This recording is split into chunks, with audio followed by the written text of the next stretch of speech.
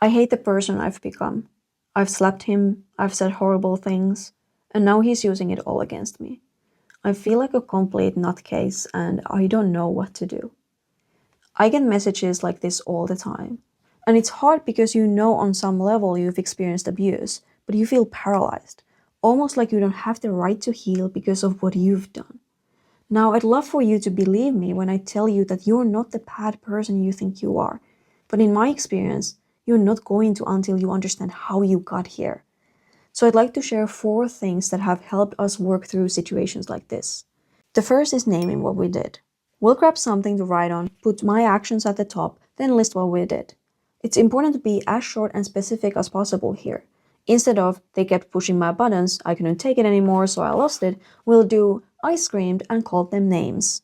Because if we write, they kept pushing my buttons, I couldn't take it anymore, so I lost it, the focus is on our reasons and our feelings. But if we write, I screamed and called them names, the focus is on our actions, which makes it easier to see what actually happened. The second is learning why it happened. To do this, we first need to understand the concept of reactive abuse. It's when someone who's experiencing ongoing abuse lashes out at their abuser. For example, if a person has been mentally abused for months and one day they just can't take it anymore, so they snap and hit their abuser, that's reactive abuse. Next, we need to outline the events that led up to what we wrote in the first step. We'll do this by grabbing something to write on and going through what happened. We'll include who was involved, what was said or done, when it happened, where it happened, how it made us feel, and how many times they've treated us this way before.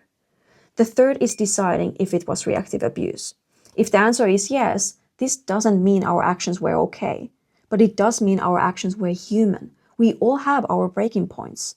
And understanding that is how we stop living in guilt or shame. If the answer is no, we'll get a second opinion from someone we trust. Because this type of abuse really messes with our sense of reality. So it's a good idea to check in with someone who understands what's going on. The fourth is moving in the right direction. This isn't about erasing what happened. It's about moving toward the person we want to be. We like doing this with an exercise called Who Am I? It's easy to do, but there's a lot that goes into it, so I put a guide for you in the description. But long story short, we start by listing the different pieces that make up a person's identity. Things like traits, hobbies, and beliefs. Then we list all the things that fall under each category. For example, under traits, we might write thoughtful, creative, independent. Once we've finished that, each morning we choose one of the items and find a small way to explore it during the day. Today I selected thoughtful, so I wrote an appreciation card for my husband. Then at the end of the day, we write down what we did, how it felt, and the impact it had on us. Now I know I've been talking a lot, but the reason these 4 things help us so much is because they address what's actually keeping you stuck.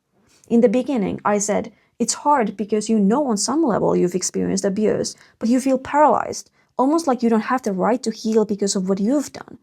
That paralysis comes from a combination of believing your reactions make you a bad person and having your reality manipulated for so long. To snap out of it, you need to challenge that belief and see the situation for what it really was. That's what the first, second, and third step help you do. But it's not enough. Because you've snapped out of it, but you're still standing still. So now you have to start doing things that demonstrate who you are. The 4th step. The more consistent you are with this, the more momentum you build. And before you know it, you're walking out of the past and into a new life. If you need help making sense of something that happened in your relationship, my team and I host free sessions all week. There's a link you can use in the description to learn more. Thank you for being here with me. This was the Unfiltered Narcissistic Partners podcast. My name is Juliana, your guide to overcoming the effects of narcissistic abuse, and I can't wait to connect with you in a future episode.